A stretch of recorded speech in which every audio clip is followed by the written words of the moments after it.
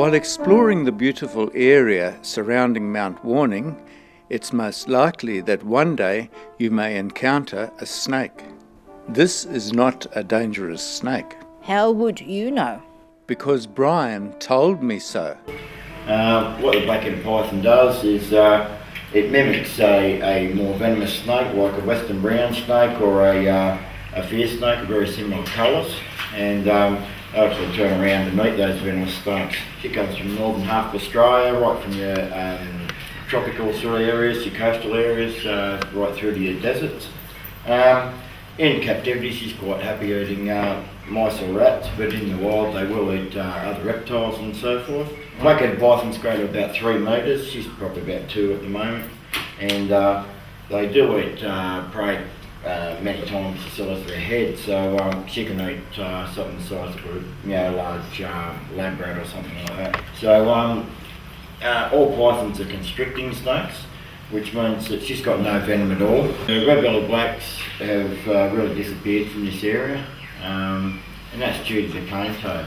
The cane toads were sort of introduced to Australia in about 1930s, and during that time it sort of spread down to about Coffs Harbour in New South Wales, somewhere around there.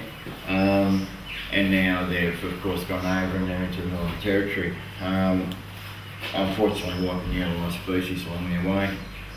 In this area, black snakes would have been because it's a very sort of predominant frog area, they would be frog feeders, and so of course when the cane toads sort of come into the area, they ate them and just died immediately. Worms today, aren't they? So next snake you'll see in there is the eastern brown snake. Whereas the black snake is a myotoxic snake. Myotoxins attack the muscle tissue, and what it does is it starts out as like say a secondary infection, and it gets worse and worse as time goes on in some cases, and it can actually sort of cause the limb or the affected area to go black and go bad, and you may have to have the limb or part of amputated. I got bitten by a red-bellied black that was about 3 days old, so I grabbed myself, and next day my arm was about twice the size, so that was in the exhibit there. You'll see all the snakes in there are local to this area, and the carpet python is the first one you'll see, and the carpet python is it's a snake that's very, very common around this area. Grows to about 3 to 4 metres around here.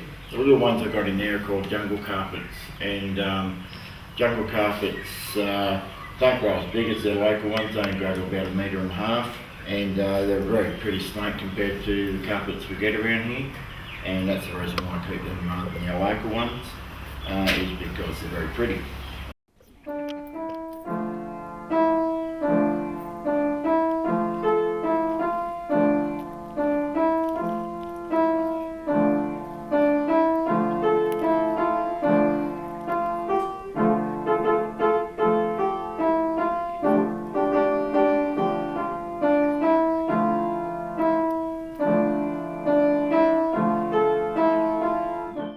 Yeah, I saw one of these in the Northern Territory on the road. Yeah. And it was big. Oh yeah. It was bigger than this. Yeah, about 3 metres, about the 10-foot mark, and at that size they're very light, thick around the middle. They really start thickening out about the 6-foot mark. They make a bit of noise, eh? Yeah, a bit of a hiss. They just carry on.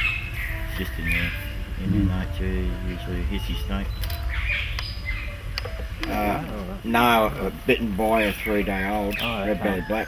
Yeah. But my nephew was bitten when he was about 18 months old by a red-bellied black, just in his backyard up in Mudgeeraba. And it's a perfect example of how snakes can drive bite, like give you a bit of a warning shot, and so that's why I don't like giving you anything straight away.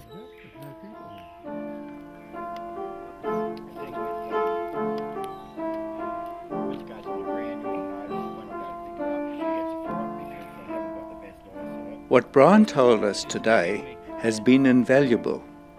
Handling any type of snake was a first for me, we learned that snakes try to avoid us. So if you see one, just keep your distance and back away.